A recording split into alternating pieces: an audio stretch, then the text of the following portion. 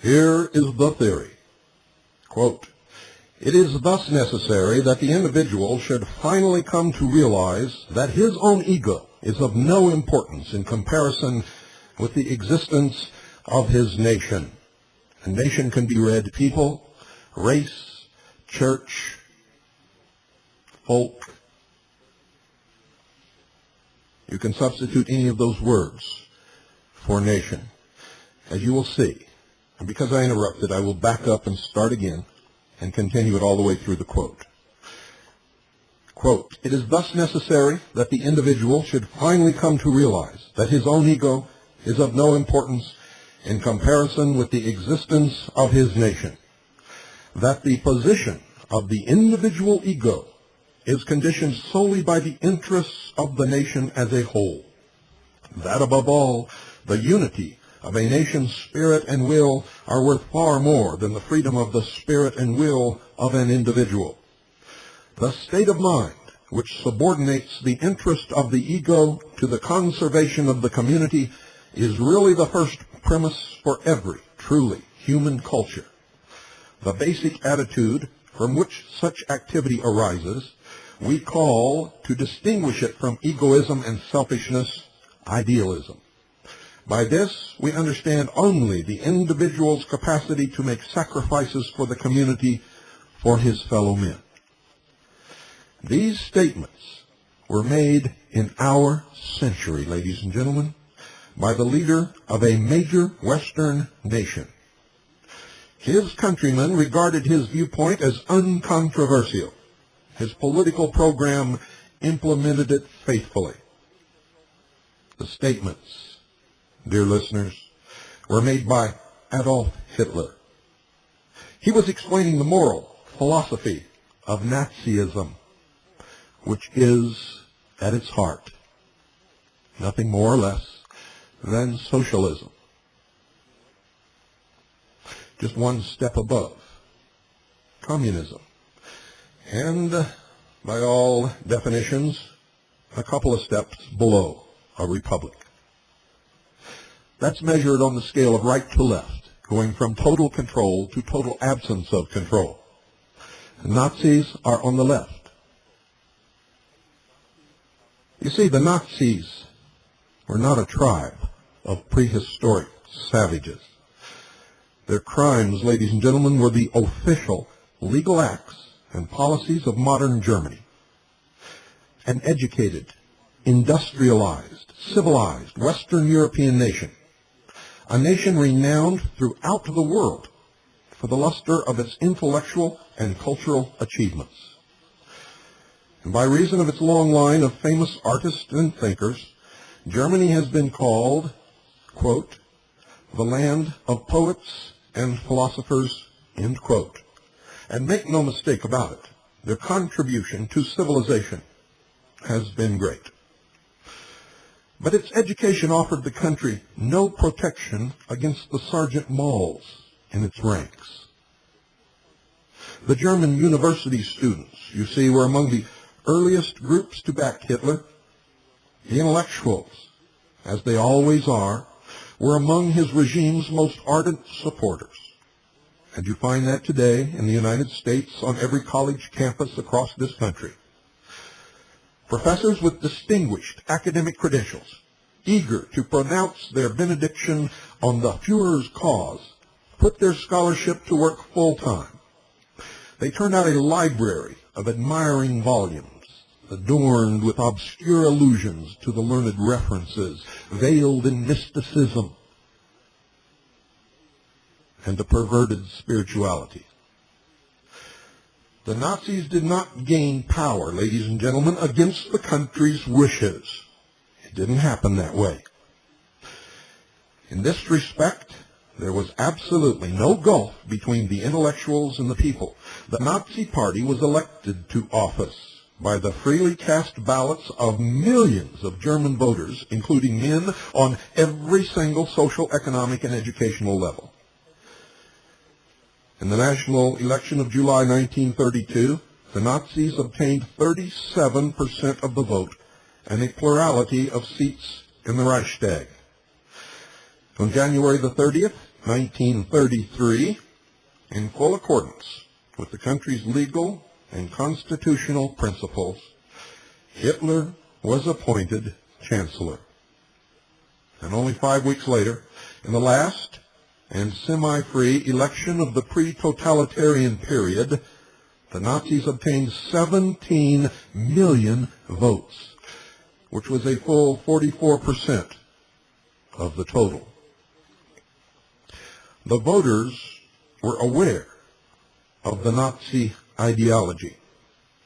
Nazi literature, including statements of their plans for the future, papered the country. They could be found everywhere, blowing with the wind in the gutters, tacked upon fences, pasted upon walls, all during the last years of the Weimar Republic.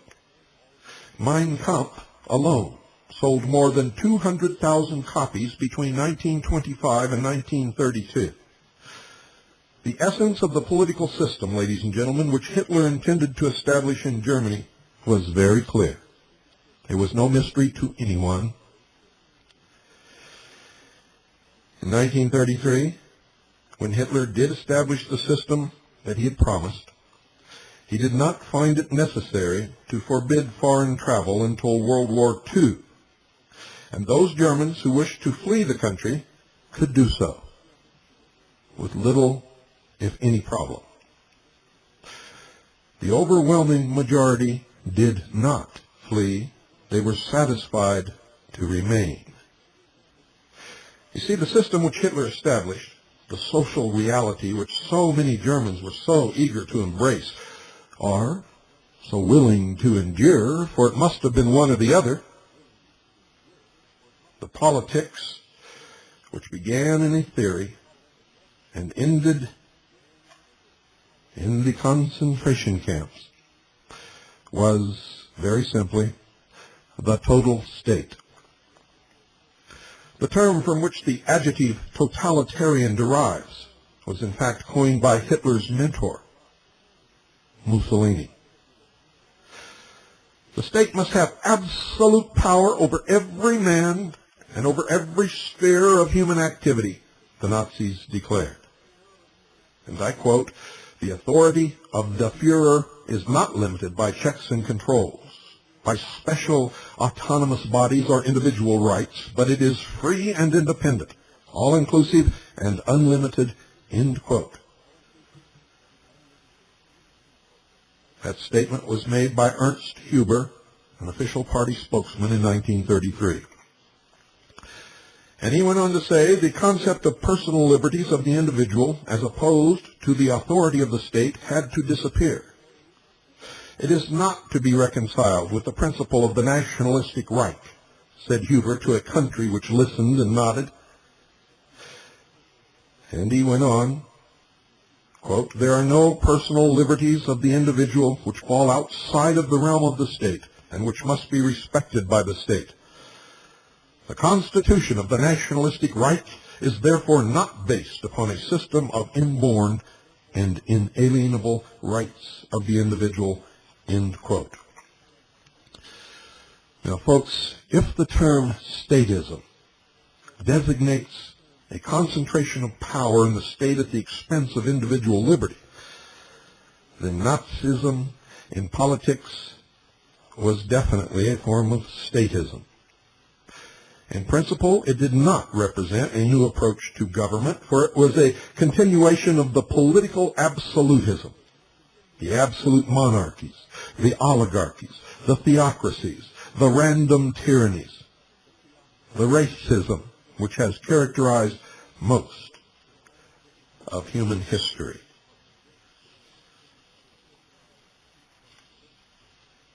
Now, many writers, dear listeners, have noted many similarities between America today and Germany before Hitler. And I have brought this to your attention on many occasions during the hour of the time. These same writers have then shrugged off their own observations.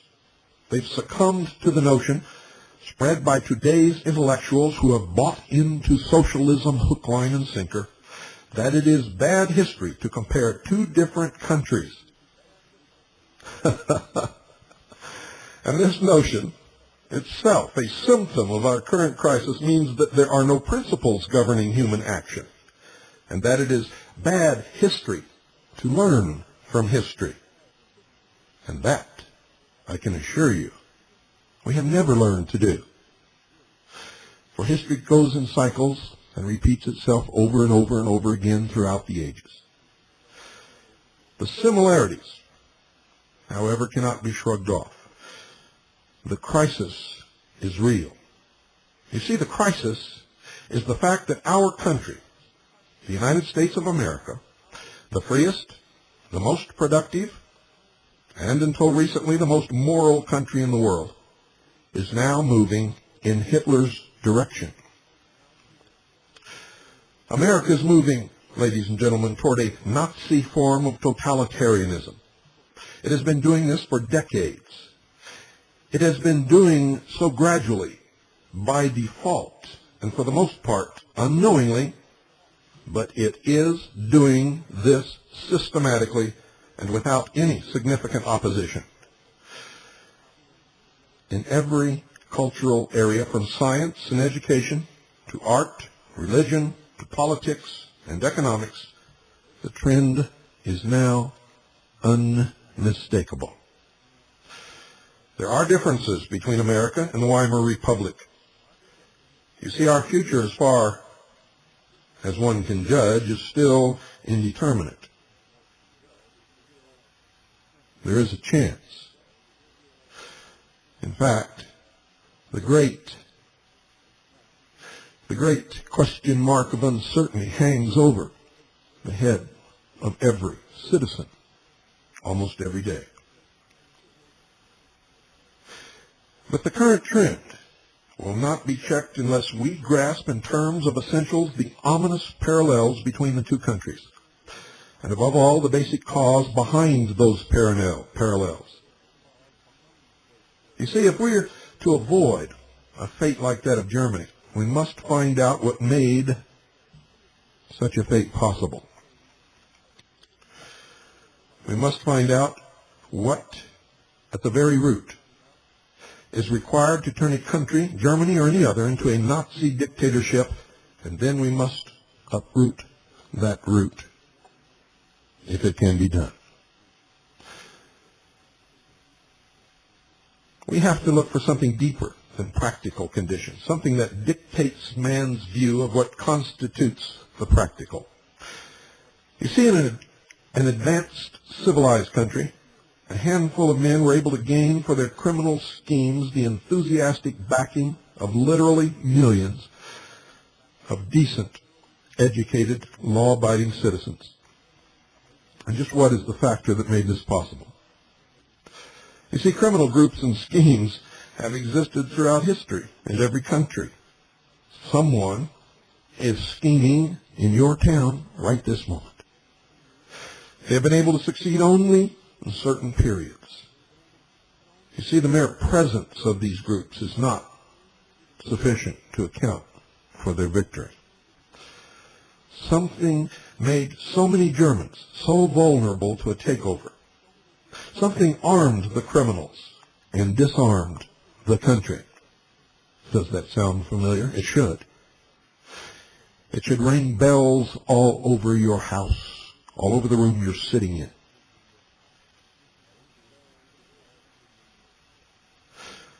Observe in this connection that the Nazis correctly regarded the power of propaganda as an indispensable tool. They could not have won the support of the German masses but for the systematic preaching of a complex array of theories, doctrines, opinions, notions, beliefs, mysticism. And not one of their central beliefs was ever original, as are none of those being bandied about today original. They found those beliefs widespread and waiting in the culture, and they seized upon them and broadcast them at top volume, thrusting them with an intensity back into the streets of Germany. And the men in the streets heard and recognized and sympathized with this propaganda, and they embraced those beliefs, and then they voted for their exponents. The Germans, ladies and gentlemen, would not have recognized or embraced those beliefs in the 19th century when the West was still being influenced by the remnants of the Age of Reason and the Enlightenment, when the doctrines of the rights of man and the autonomy of the individual were paramount. But by the 20th century, such doctrines and the convictions on which they depended were no longer paramount. Germany was ideologically ripe for Hitler, just as the United States of America is ripe for whatever Messiah has the charisma and the political savvy to step up on the throne. The intellectual groundwork had been prepared. The country's ideas, a certain special category of ideas, were ready, born deep within the mysteries. There's a science whose subject matter is that category of ideas. And today in our colleges, this science has sunk to the lowest point in its history. Its teachers have declared that it has no questions to ask, no method to follow, and no answers to offer. And as a result, it is disappearing. It's losing its identity, its intelligibility, its students, and the last vestiges of its once noble reputation. It is the science of asking questions, something that I have tried to instill in each and every one of you every single night of this broadcast for the last 2 3/4 years. No one among the intellectuals of today or the general public would even suspect any longer that this science could be relevant to human life or action. Yet it is practiced amongst an elite group behind the closed doors of the lodges of the mysteries. And this science, ladies and gentlemen, and make no mistake about it, this science determines the destiny of nations and the course of history. It is the source of a nation's frame of reference and code of values, the root of a people's character and culture, the fundamental cause shaping men's choices and decisions in every single crucial area of their lives. It is the science which directs men to embrace this world or to seek out some other that is said to transcend it, which directs them to reason or superstition, to the pursuit of happiness or of self-sacrifice, to production or starvation, to freedom or to slavery, to life or even to death. It is the science, ladies and gentlemen, which made the difference between the East and the West, between the Middle Ages and the Renaissance, between the founding fathers of the new continent and the Adolf Hitlers of the old. It is the science which had to be destroyed if the catastrophes of our time were to become possible. And that science is philosophy. Philosophy is the study of the nature of existence, of knowledge, and of values. And values translates into ethics and morals. The branch of philosophy that studies existence is metaphysics, and you have been taught to laugh at it. Metaphysics identifies the nature of the universe as a whole. It tells men what kind of world they live in, and whether there is a supernatural dimension beyond it, or nothing at all. It tells men whether they live in a world of solid entities, natural laws, absolute facts, or in a world of illusory fragments, unpredictable miracles, and ceaseless flux. It tells men whether the things that they perceive by their senses and mind form a comprehensible reality with which they can deal, or some kind of unreal appearance which leaves them staring and helpless.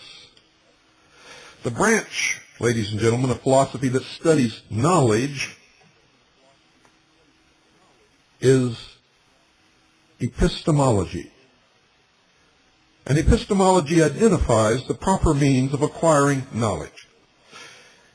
You see, it tells men which mental processes to employ as methods of cognition and which to reject as invalid or deceptive. You see, above all, epistemology tells men whether reason is their faculty of gaining knowledge, and if so, how it works, or whether there is a means of knowledge other than reason, such as faith, or the instinct of society, or the feelings of the dictator. Or as Mr. Clerkin put it, listening to the blood. The branch of philosophy that studies values is ethics, or morality, which rests on both the above branches. On a view of the world in which man acts and of man's nature, including his means of knowledge. For ethics defines a code of values to guide human actions. It tells men the proper purpose of man's life and the means of achieving it. It provides the standard by which men are to judge good and evil, right and wrong, the desirable and the undesirable. Ethics tells a man, for instance, to pursue his own fulfillment or to sacrifice himself for the sake of something else, such as God, or his neighbor, or his nation, or his race. The branch of philosophy that applies ethics to social questions is politics, which studies the nature of social systems and the proper functions of government. And this is probably the first time that many of you have ever known that. Politics is not the start, but the product of a philosophic system. And if that system is absent, politics is chaotic.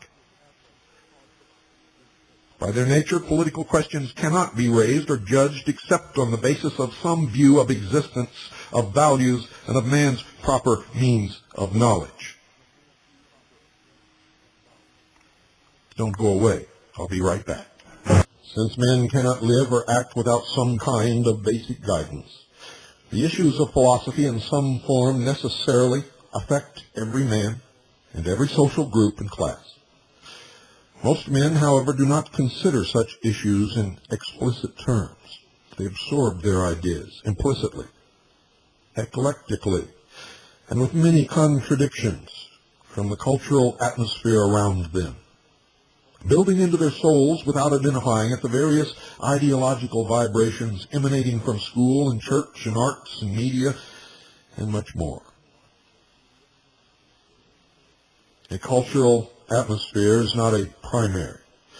It is created ultimately by a handful of men, by those whose life work it is to deal with, originate, and propagate fundamental ideas. For the great majority of men, the influence of philosophy is indirect and unrecognized. But you must understand that it is real. The root causes of Nazism lies in a power that most people ignore, disparage, and underestimate. The cause is not the events hailed or cursed in headlines and street rallies, but the esoteric writings of the professors who decades or centuries earlier laid the foundation for those events. The symbol of the cause is not the munitions plants or the union halls or bank vaults of Germany or any other country, but its ivory towers, its universities, its lodge buildings. What came out of the towers in this regard is only coils of obscure, virtually indecipherable jargon, but that jargon is fatal. Make no mistake, it is fatal, and America is heading down that road now. The Nazi camps, notes a writer in the New York Times, were conceived, built, and often administered by PhDs, doctors of philosophy. Now, what had those PhDs been taught to think in their schools and universities, and where, dear listeners, did such ideas come from?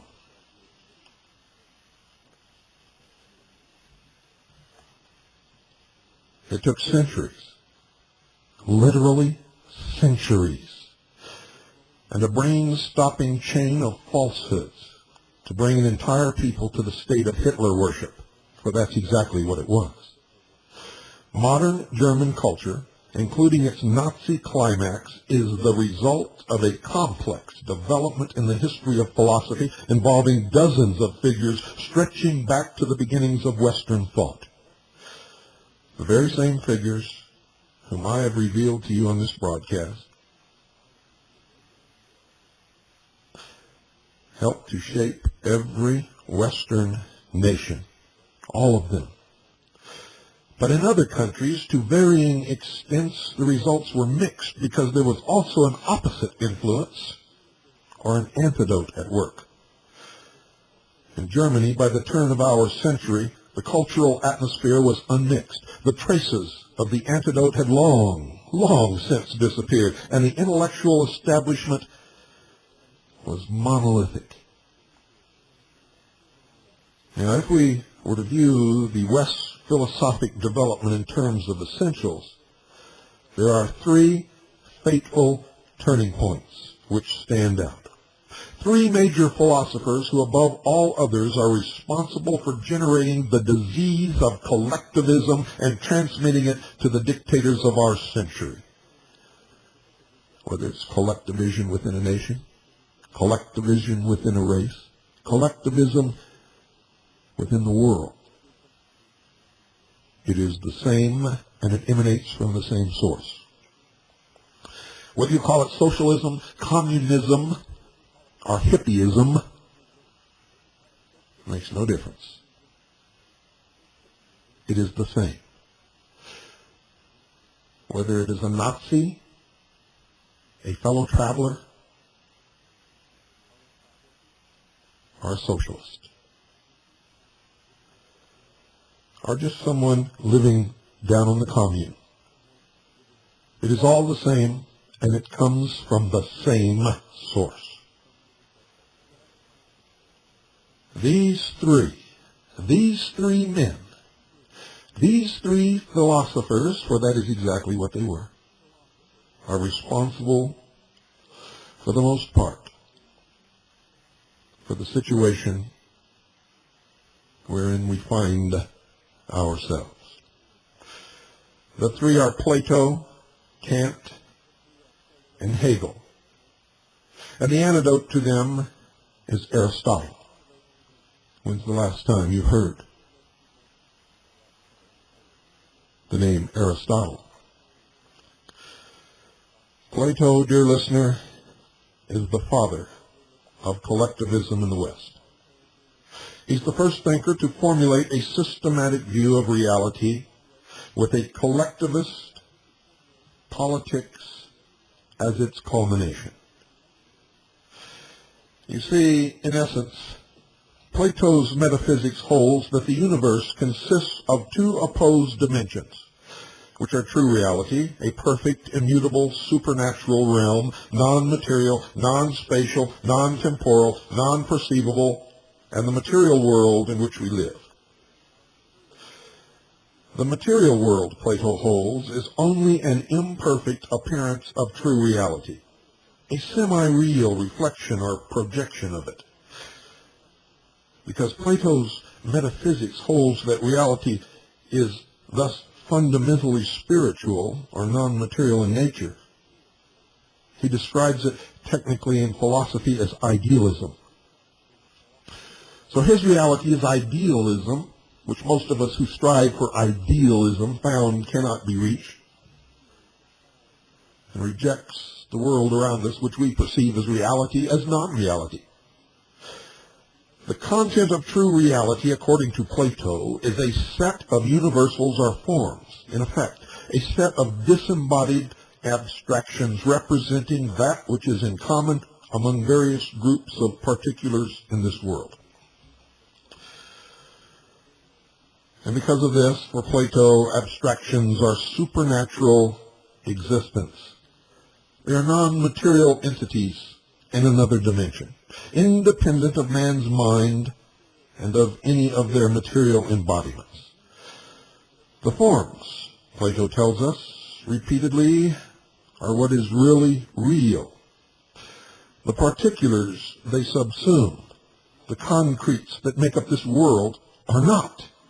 They have only a shadowy, dreamlike half-reality. And I can see you shaking your head. This can't be true, you say. No one would pay any attention to this gobbledygook, but I can assure you they do. It is the heart and soul of the religion taught in the Freemasonic lodges. And if you've listened to our series on the mysteries, you already know that. Momentous conclusions about man are implicit in this metaphysics, and were later made explicit by a long line of Platonists, since individual men are merely particular instances of the universal man.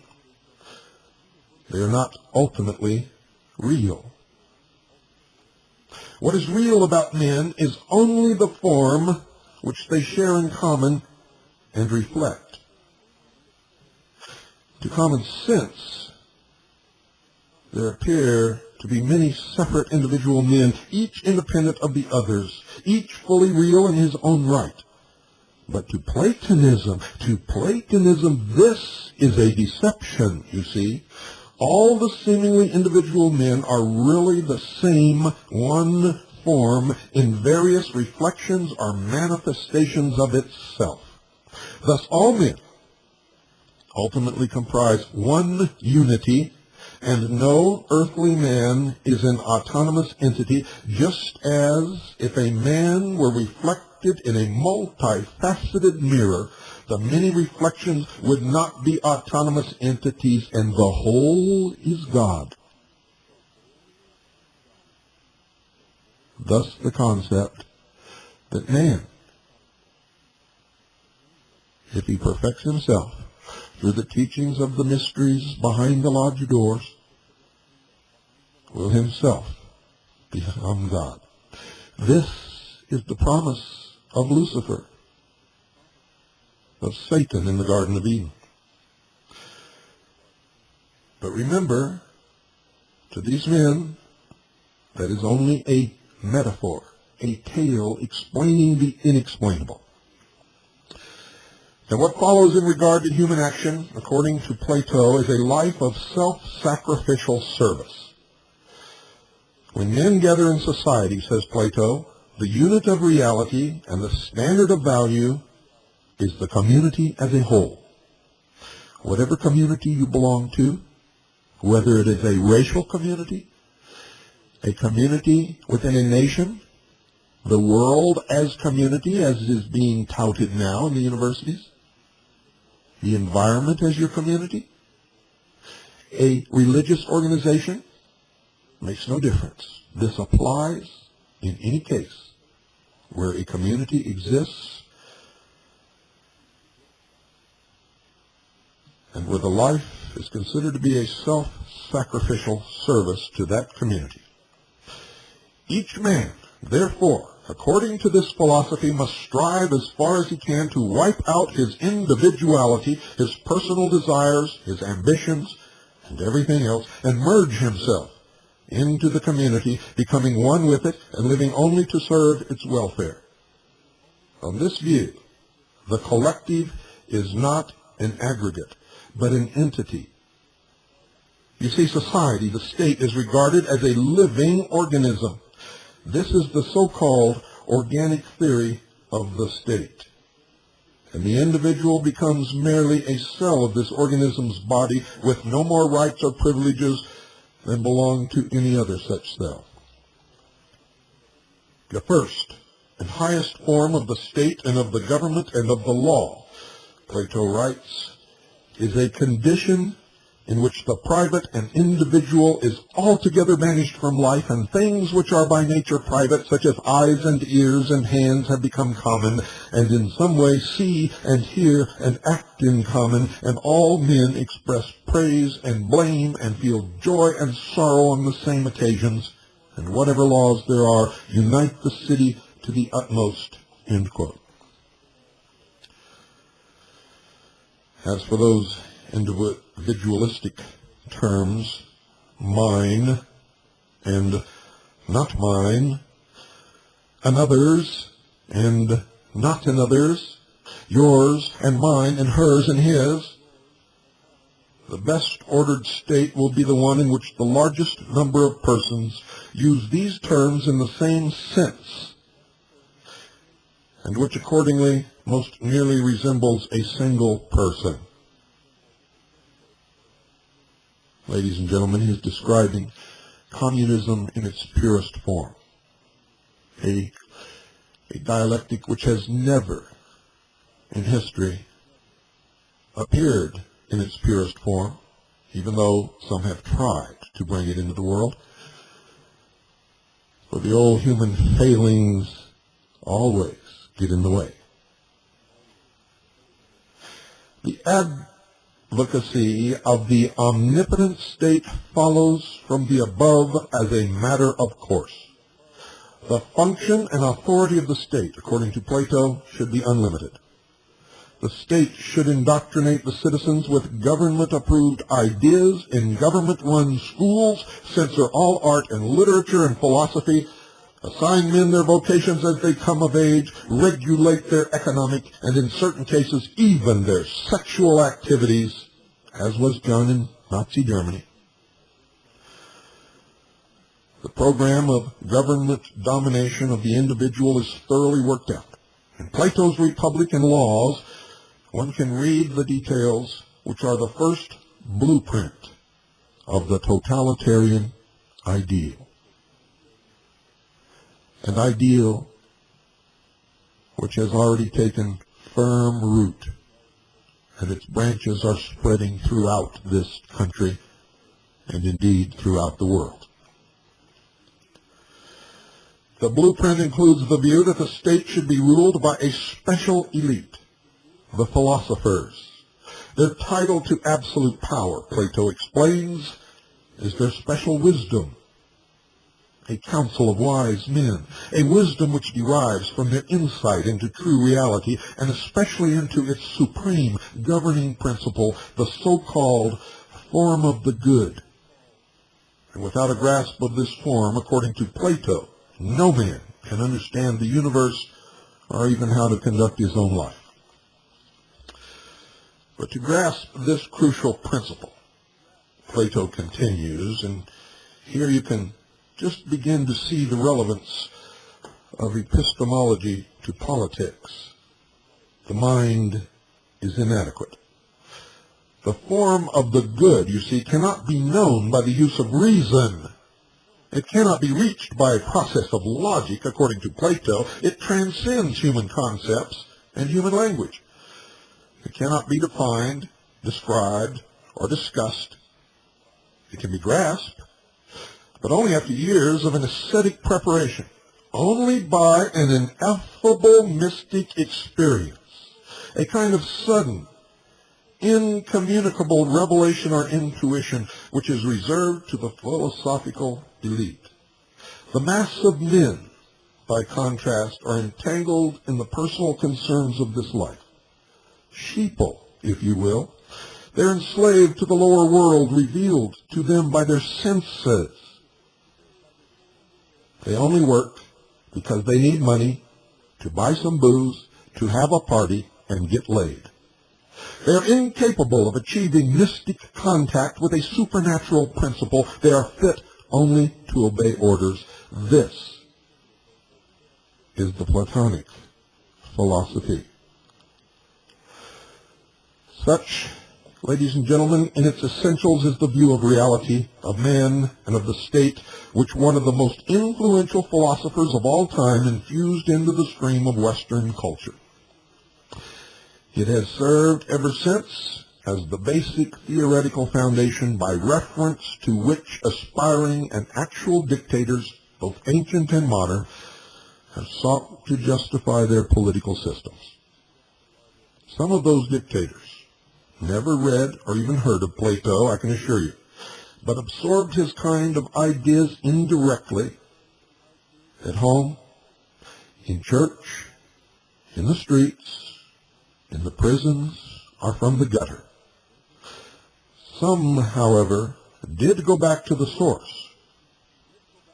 Plato, notes Walter Kaufmann, and I quote, was widely read in German schools under the Nazis, and special editions were prepared for Greek classes in the gymnasium, gathering together allegedly fascist passages instead of compiling a list of the many similar contributions to the Plato literature. It may suffice to mention that Dr. Hans F. K. Gunther, from whom the Nazis admittedly received their racial theories, also devoted an entire book to Plato, end quote. And as to Alfred Rosenberg, Hitler's official ideologist and a Jew, he celebrates Plato as one who wanted in the end to save his people on a racial basis through a forcible constitution, dictatorial in every detail. Now, if mankind has not perished from such constitutions, if it has not collapsed permanently into the swamp of statism, but has fought its way up through tortured centuries of brief rises and long, drawn-out falls, like a man fighting paralysis by the power of an inexhaustible vitality, it is only because that power has been provided by a giant whose philosophic system is on virtually every fundamental issue the opposite of Plato's. And that great spokesman for man and for this earth is and has always been Aristotle. You see, Aristotle is the champion of this world, the champion of nature as against the supernaturalism of Plato. Denying Plato's world of forms, Aristotle maintains that there is only one reality, the world of particulars in which we live, the world men perceive by means of their physical senses. Universals, he holds, are just aspects of existing entities, isolated in thought by a process of selective attention. They have no existence apart from particulars. Reality is comprised not of platonic abstractions, but of concrete individual entities, each with a definite nature, each obeying the laws inherent in its nature. Aristotle's universe is the universe of science. The physical world, in his view, is not a shadowy projection controlled by some divine dimension, but an autonomous, self-sufficient realm. It's an orderly, intelligible, natural realm open to the mind of man. And in such a universe, ladies and gentlemen, knowledge cannot be acquired by special revelations from another dimension. There's no place for ineffable institutions of the beyond. He repudiates the mystical elements in Plato's epistemology. Aristotle is the father of logic and the champion of reason as man's only means of knowledge. Knowledge, he holds, must be based on and derived from the data of sense experience. It must be formulated in terms of objectivity, defined concepts. It must be validated by a process of logic. You see, for Plato, the good life is essentially one of renunciation and selflessness, a life that is not a life. Man should flee from the pleasures of this world in the name of fidelity to a higher dimension, just as he should negate his own individuality in the name of union with the collective. And in that kind of a world, liberty does not exist. There are no creator-endowed rights for man, nor protection of those rights. But for Aristotle, the good life is one of personal self-fulfillment. Man should enjoy the values of this world. He should use his mind to the fullest. Each man should work to achieve his own happiness here on earth. And in the process, he should be conscious of his own value. Pride, writes Aristotle, a national pride, I should say a rational pride, in oneself and in one's moral character, is, when it is earned, the crown of the virtues. And we will continue tomorrow night, ladies and gentlemen, for this is important that you understand what is happening and where it is coming from. And if you haven't been to a university in a long time, I suggest you go and sit in on some of these classes. You will hear what I have relayed to you tonight being taught to your children over and over and over again in almost every classroom that they inhabit. This broadcast tonight was brought to you from a book entitled The Ominous Parallels by Leonard Peikoff. It's a brilliant study, ladies and gentlemen, of America today and the ominous parallels with the utter chaos of pre-Hitler Germany. Good night, and God bless you all, and God save this republic.